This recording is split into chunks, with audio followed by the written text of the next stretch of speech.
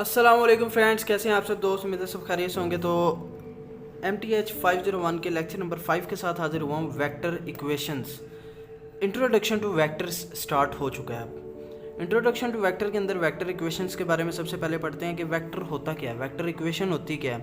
Column vector यानी कि ऐसा कोई वेक्टर या ऐसा कोई मैट्रिक्स जिसमें सिर्फ और सिर्फ एक कॉलम हमारे पास अवेलेबल हो। एक कॉलम हमारे पास जो भी होगा उसको कॉलम वेक्टर या फिर सिर्फ और सिर्फ वेक्टर कहते हैं। ठीक है, जिसमें सिर्फ और सिर्फ एक कॉलम हो। इसको हम रो के अंदर भी लिख सकते हैं। रो के अंदर लिखने के लिए 2 5 3 टी का मतलब ट्रांसपोज हम कन्वर्ट करेंगे। इसके रो को हम कॉलम में कन्वर्ट कर देंगे।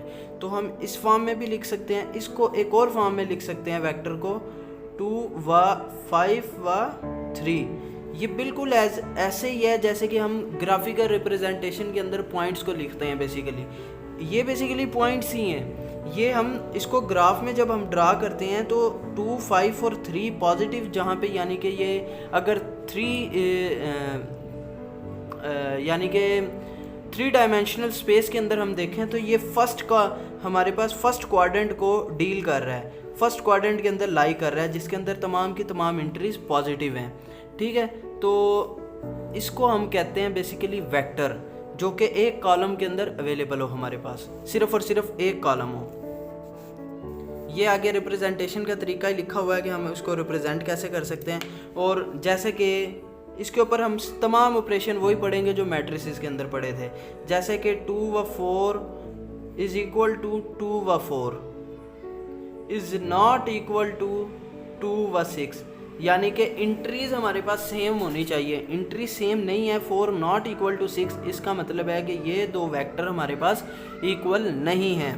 इसके ऊपर ऑपरेशंस देख लेते हैं। एडिशन जो है वो सेम एज इट इज़ ही होती है। हर इंट्री को हम पहली इंट्री को दूसरी इंट्री के साथ ऐड कर देते हैं, पहली इंट्री को दूसरी इंट्री के साथ ऐड कर देते हैं।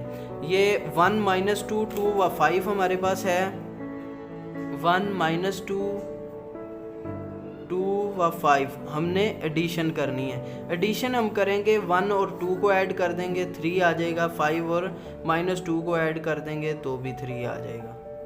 तो हमारे पास ये आंसर आ जाएगा। ठीक है, एडिशन के बाद उसके बाद स्केलर मल्टीप्लिकेशन ऐसे ही होती है। जैसे अगर हम इसको 5 से मल्टीप्लाई कर दें तो हमारे पास आंसर आएगा 15 × 15। तो स्केलर भी हम मल्टीप्लाई कर सकते हैं।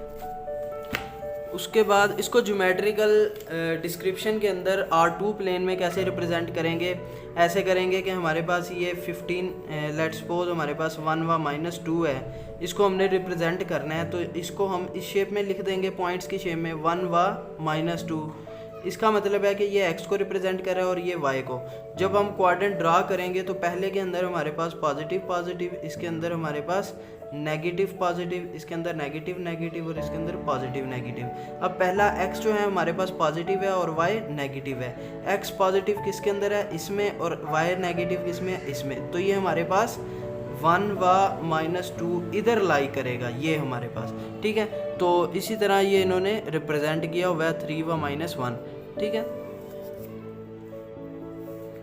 उसके बाद इसकी जो एल्जेब्रिक प्रॉपर्टीज़ हैं उनको देख लेते हैं कि ये कम्यूटेटिव प्रॉपर्टी को होल्ड करती है। a + b = b + a या u + v = v + u। Commutative को, एसोसिएटिव को भी ये होल्ड करती है। u + v + w = u + v + w। और उसके बाद एडिशन आइडेंटिटी इसकी 0 है। तो 0 अगर ऐड कर दी जाए तो उस पर कोई भी फ़र्क नहीं पड़ता। किसी भी अगर इक्वेशन में हम 0 को ऐड कर दिया जाए तो कोई भी फ़र्क नहीं पड़ेगा। और मल्टीप्लिकेटिव आइडेंटिटी होती है 1 से मल्टीप्लाई कर दें किसी भी इक्वेशन को तो कोई फ़र्क नहीं पड़ेगा। एडिटिव इन्वर्स इसका अवेलेबल होता है, और एडिटिव इन्वर्स यानी कि उसको माइनस के अंदर कोई भी डिजिट है उसका अगर ले लें तो हमारे पास आंसर 0 आना चाहिए। उसके बाद ये scalar distribution over vector addition, ये जो है c × u + v कर लें या cu + cv कर लें तो वो भी होल्ड करेगा। उसके अलावा vector distribution over scalar addition भी, ये यानी कि ऐड कर लें आपस में और किसी एक स्केलर से मल्टीप्लाई कर दें, या दो स्केलर्स को आपस में ऐड करके वेक्टर से मल्टीप्लाई कर दें तो वो भी होल्ड करेगा इसके अंदर। तो लीनियर कम्बिनेशन की अब बात करते हैं कि लीनियर कम्बिनेशन क्या होता है। किसी भी एक वेक्टर को जब हम लीनियरली कंबाइन कर दें, c1 v1 plus c2 v2 plus up to सोन cp vp। अब यहाँ पे ये c जो है ना एंट्री को बिलोंग कर रहा है और ये जो हमारे पास v जो है ना ये वेक्टर को बिलोंग कर रहा है। और वेक्टर कौन सा होता है ये मैं आपको बताता हूँ कि लीनियरली कंबाइंड कैसे करेंगे। अब हमारे पास ये एग्जांपल गिवन है 3 5 व 2। लीनियर कम्बिनेशन क्या होती है 3 5 व 2। इसको हमने लीनियरली कम्बिनेशन के अंदर शो करना है। तो ये हमारे पास है 3 5 और 2।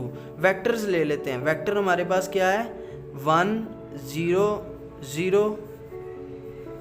दूसरा वेक्टर होता है 0 1 0 और तीसरा होता है हमारे पास 0 0 1। ठीक है। अब हमने 3 into 1 व 0 0, 5 into 0 1 व 5, 2 into 0 0 1। तो ये हमारे पास जो वेक्टर आ गया है अभी ये देखें, ये C है और ये V है, ये C है और ये V है, ये C है और ये V है। तो हमने इसको अब किस में लीनियर कम्बिनेशन के अंदर शो कर दिया है। इस एक इक्वेशन को, किसी एक इक्वेशन को हमने लीनियर कम्बिनेशन के अंदर शो कर दिया है। तो यही बेसिकली लीनियर कम्बिनेशन है। ये देखें यहाँ पे वो वही बताने की कोशिश कर रहा है कि ये हमारे पास C है और ये V1 V2 और ये V3 हैं।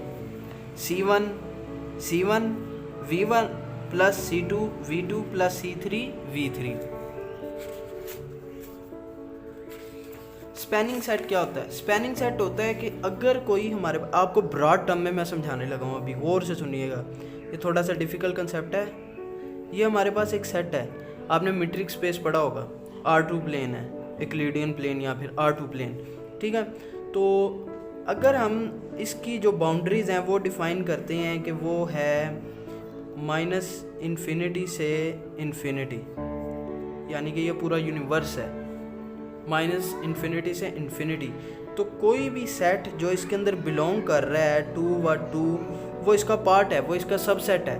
तो ये बेसिकली स्पैनिंग सेट है किसका? -∞ और इन्फिनिटी का। बेसिकली ये वही चीज़ है जैसे कि सबसेट होता है, तो ये इसको स्पैन कर रहा है। अब इसको हम कितने इंट्रीज़ के अंदर, कितनी फॉर्म के अंदर 2 व 2 की लिख सकते हैं? 1 व 1 के अंदर लिख सकते हैं, 2 व 2 के अंदर लिख सकते हैं, 1 व 2 के अंदर लिख सकते हैं। तो वो बेसिकली उसके स्पैन होंगे, उसके डिफरेंट यानी कि टाइप्स होंगे जो कि उसी के अंदर डील कर रही हों, उसी के अंदर एग्जिस्ट कर रही हों, उसी का पार्ट हों, लेकिन पूरे के पूरे यूनिवर्स को या फिर पूरे के पूरे इसको कंप्लीट कर दें, फिलअप कर दें। ठीक है। तो इसको कहते हैं बेसिकली स्पैनिंग सेट, या जनरेटेड भी कहते हैं। ये जनरेटर, ये बेसिकली जनरेटर होते हैं और ये जनरेटर होते हैं और ये जनरेटेड होते हैं। उसके बाद एग्जांपल है ये गिवन, पैरामीट्रिक आ गई है फिर से। पैरामीट्रिक इक्वेशन बेसिकली अगर R2 के अंदर देखी जाए तो R2 के अंदर हम लिखते हैं x = t 1t या फिर जो भी है। ठीक है। और R3 के अंदर हम लिखते हैं x = t + t1 + t2। ठीक है। ये हमारे पास रिप्रेजेंट कर रहा है y को और ये t2 रिप्रेजेंट कर रहा है z को, ये रिप्रेजेंट कर रहा है y को। ठीक है। तो इसी की एक एग्जांपल आगे गिवन है कि हमने रिप्रेजेंट करना है, find parametric equation of a plane x - y plus 2z = 5। हमने इसकी क्या पैरामीट्रिक इक्वेशन फाइंड करनी है। पैरामीट्रिक इक्वेशन फाइंड करने के लिए हम x को लेफ़्ट साइड पे ले जाएंगे और ये जो हमारी सारी इक्वेशन है इसको राइट साइड पे ले जाएंगे। तो ये हमारे पास आएगी y - 2z + 5। अब इसकी जगह पे t और इसकी जगह पे t2 लिख देंगे। तो x = t1 - 2t2 प्लस 5, ये हमारे पास पैरामीट्रिक इक्वेशन आ गई किसकी, इस इक्वेशन की। तो ये सिंपल सा था। तो आज का लेक्चर इख्तिताम पजीर हुआ। इंशाल्लाह नेक्स्ट लेक्चर के साथ हाजिर होऊंगा। अल्लाह हाफिज़।